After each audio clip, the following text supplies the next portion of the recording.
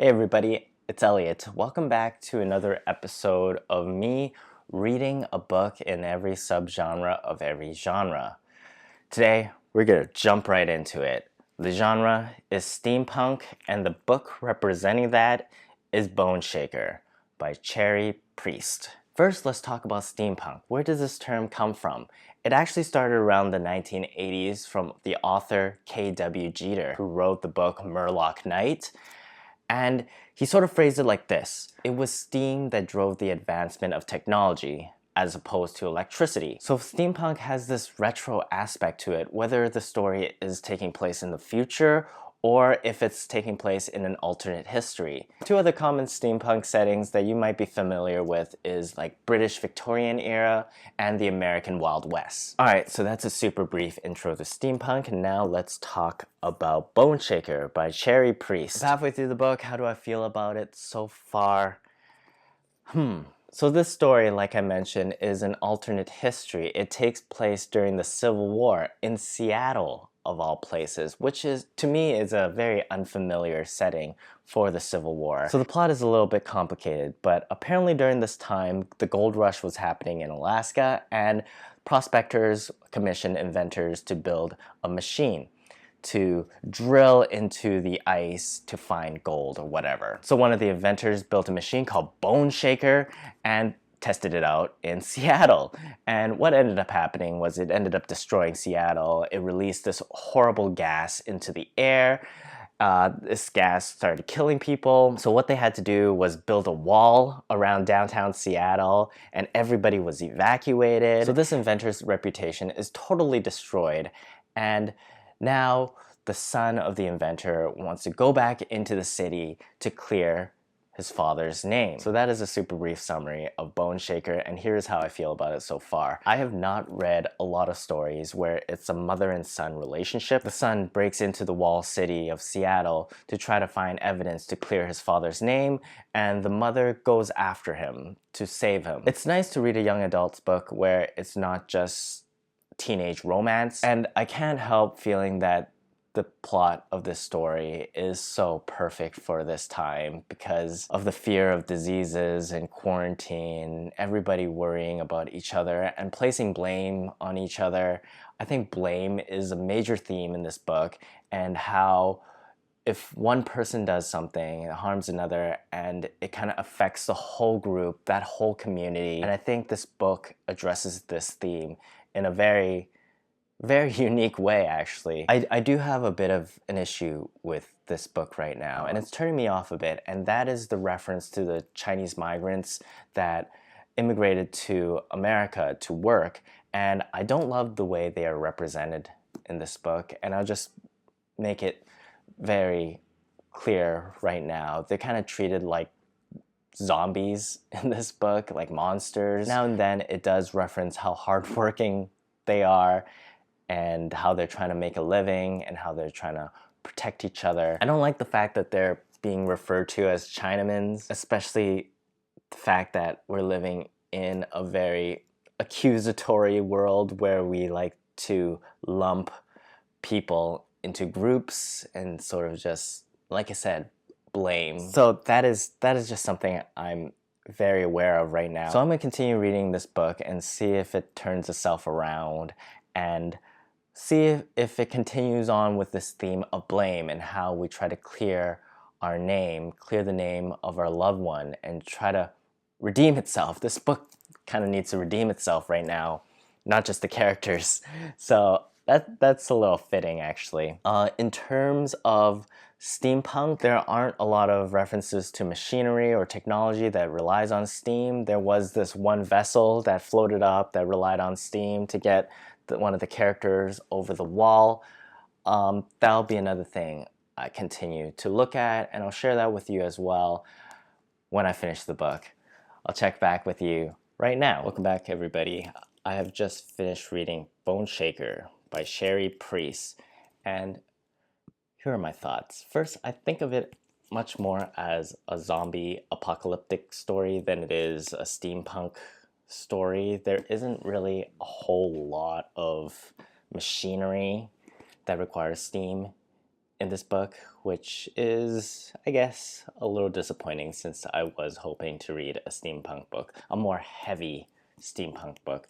It really felt like a Walking Dead survival. We got, separated. Now we need to get back together and we need to fight this one, overlord type of enemy. I think one of the archetypal characters that exists in a steampunk book is some sort of scientist, and it requires the protagonist in the story to figure out whether this scientist is actually good or bad. I think that is kind of a standard in a steampunk book. Another thing about this book is I feel like it does hit really close to home right now, to a point where I felt not super entertained by this story, but rather a little exhausted by it. It is a 400-page book, and in the first segment of this video, that was before the world kind of changed. I, like many of us, are currently in self-isolation, trying to avoid the virus, and in this book it's very similar to that. They return to this walled off downtown Seattle where there's this blight, which is this like poisonous gas, I suppose, this disease gas that turns people into zombies or just kills them. And the only way to survive in there is to wear these masks, and that seems very similar to our reality right now. Another thing that's very similar to our reality right now is racism towards Chinese people, and I kind of feel that there is a bit of that in this book. I mentioned this before, but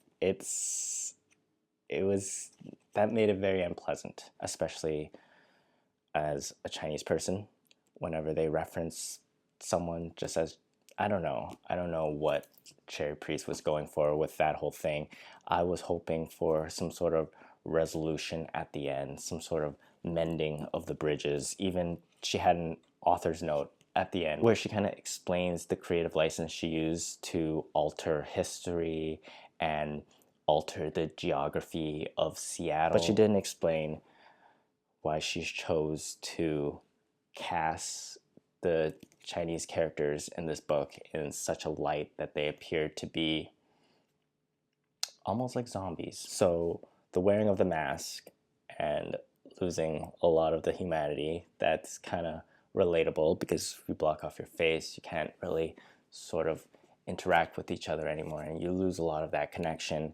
And that's something I worry in the real world, is that we're just gonna sort of fade away. Another criticism I have for this book right now is that there is way too many characters. There's way too many characters. There's like two protagonist type of characters, and they both interact with whole groups of people, and that makes it very hard to follow. I would say like the middle 40% of the book is just like way too much. I had a hard time following there. Finally, I just like to mention the theme of the book, and I really do believe the theme of the book is blame, and how we blame people for unfortunate things that have happened, even though it's often multiple things that happen. It's like a domino piece falling, and often what happens is we blame the last piece of domino for falling, even though it was pushed by many different things. Right now, I think we're living in a time where we're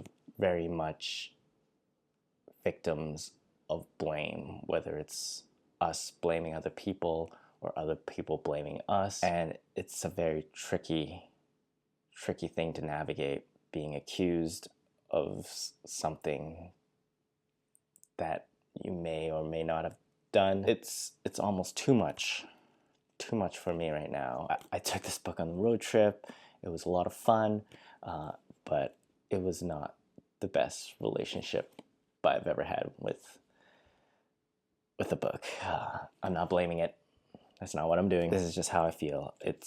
I think this book found me at just the wrong time. Glad I read it, as I always am with any book.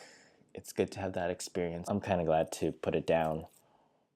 It it has been fun. And it's a library book too, and all the libraries are closed. So I don't know what I'm going to do with this series because I rely heavily on the library to produce these videos and do my reading every genre